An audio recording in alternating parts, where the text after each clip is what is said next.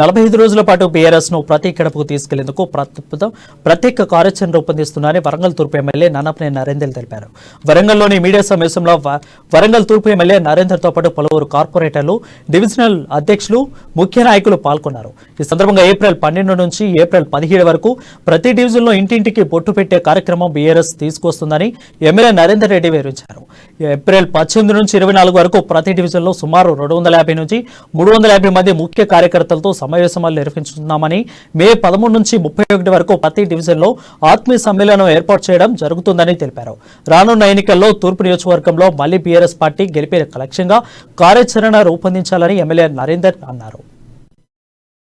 కేటీఆర్ గారు ఏదైతే ఆదేశించిందో దానిలో భాగంగానే కార్పొరేటర్లు వారి డివిజన్లలో కార్యకర్తలు, నాయకుల ఇళ్లలో ఇన్విటేషన్ కార్డు ప్రత్యేకంగా 200 నుంచి 250 మంది ముఖ్య నాయకత్వ కార్యకర్తల యొక్క ఇన్విటేషన్స్ కూడా ఏర్పాటు చేయడం జరిగింది. ముందస్తుగా 12వ తారీఖు అంటే రేపు ఉదయం నుండి 17వ తారీఖు వరకు ప్రతి డివిజన్లో బొట్టు కార్యక్రమాలు మొదలవుతాయి. ఏదైతే ఈ 200, 250 కొన్నిటి దగ్గర కార్యకర్తలు, ముఖ్య కార్యకర్తలు ఎక్కువగా ఉన్న దగ్గర వీళ్ళందరూ కూడా బొట్టు కార్యక్రమం జరుగుతుంది.